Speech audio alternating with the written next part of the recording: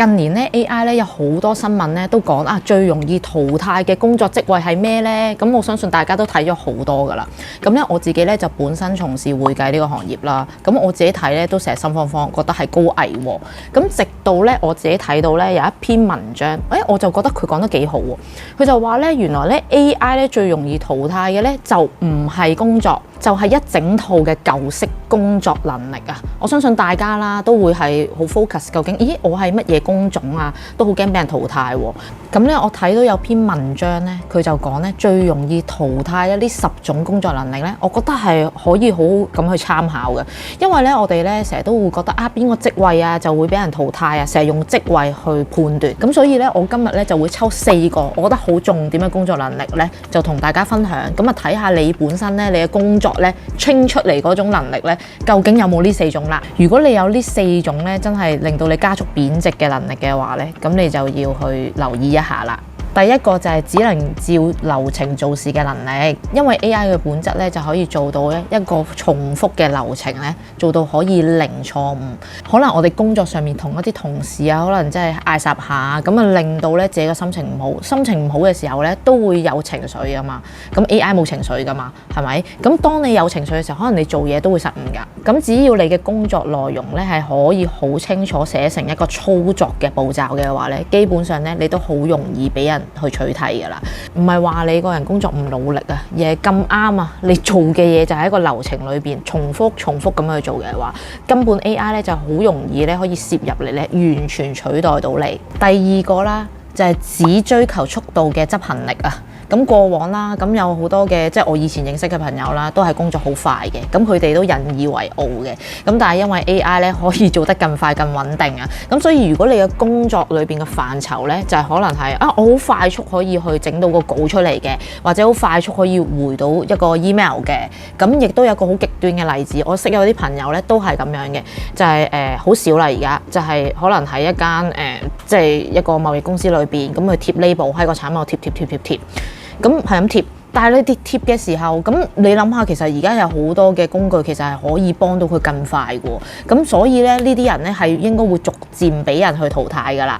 當你嘅工作裏邊咧，只係剩低咧同速度去競賽去比賽嘅話咧，而你嗰個流程裏邊咧，你係冇你嘅判斷啦，冇你嘅分析啦，冇你嘅責任啦，同埋係你唔知點解要做呢一樣嘢嘅話，你唔知道佢裏邊嘅底層邏輯嘅話咧，其實基本上咧，你真係好容易被淘汰，因為 AI 咧，即係如果論速度嘅話咧，根本一定係快過你嘅。第三個啦，只係識工具，但係唔識得佢嘅原理嘅技能力。好多人咧去學識一個軟件咧，就當係一個專業，但係你知咧，其實而家一套嘅軟件咧，個更新速度係好快嘅。如果你唔知道咧呢個工具背後嘅原理或者邏輯等等嘅話咧，一旦呢個工具咧即係會轉咗可能界面或者系統升級等等你就好驚你嘅能力就會失效嘅話咧，咁其實咧你一樣好容易俾人淘汰喎。你諗下試問一下，譬如有一啲即係我都見過嘅，即係譬如可能係一啲即係餐廳裏邊啦，咁有一啲零售系統啦，我知道係難嘅，但係你就算係侍應都好啦，可唔可以提升下自己咧？我真係見過有啲侍應咧，即係篤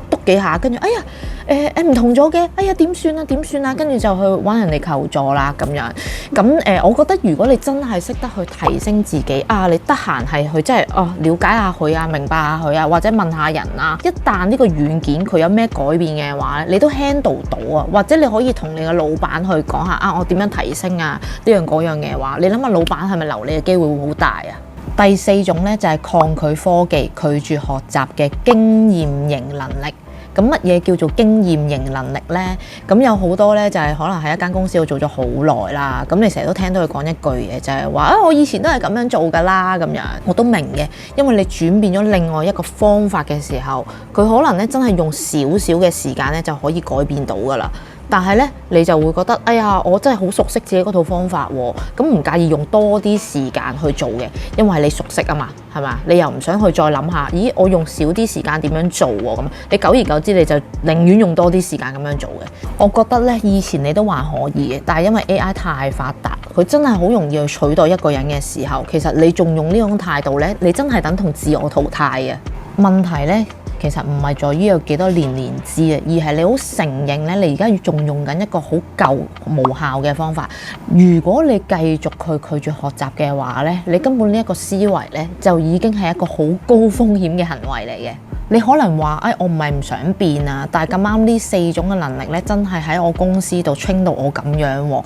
咁我都一把年紀啦，咁我要學 AI，我又唔知喺邊度學起喎。咁係㗎，我覺得而家個市場都仲係有個混亂嘅狀態喺度啊。咁所以就我學 AI，我學啲乜咧？就算學嘅話，你知真係更新好快㗎嘛。其實你點樣同一啲即係比較後生嘅人追咧？啱啱？你可能話，我都唔知喺邊度學起啊，同埋而家個經濟咁唔好喎，我應該要學啲乜嘢啊？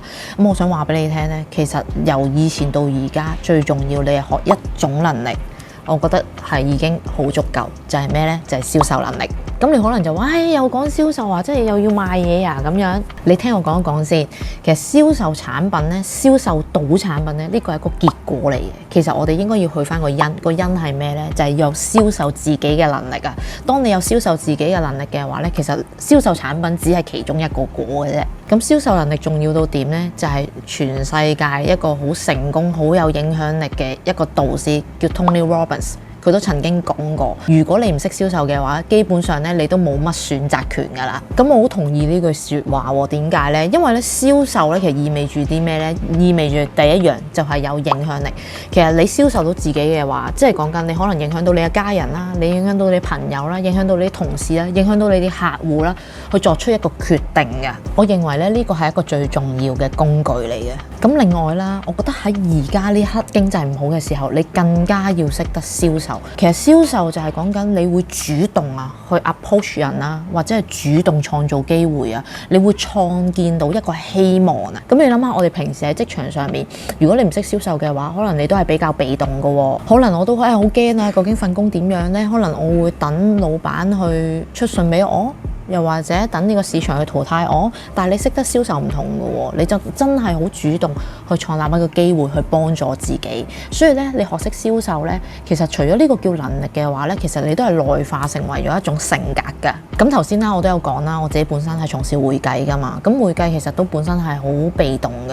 即係好難去學到銷售呢樣嘢，咁所以咧我自己本身咧就喺呢個 Organivision 啦呢間直銷公司裏邊咧去合作，我真係去學習一個銷售能力㗎。咁當然啦，我唔可以話我而家係好好，但我曾經咧真係喺半年前啦，真係試過去實測去見工嘅。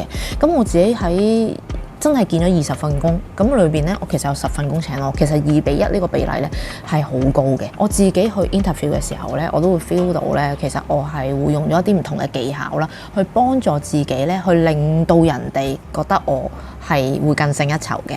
咁我都好希望咧喺呢個 topic 裏邊咧都改變到咧你對銷售呢一個嘅思維啊！如果你都認同我呢個意見嘅話咧，你都可以咧去 click 條 link 咧去揾我咧去了解一下點樣學習銷售，令到咧你之後呢10年裏邊唔使再怕啦，因為咧你嘅銷售能力咧係可以幫到你，可以支撐到你嘅經濟，尤其是你而家驚失業嘅人啊！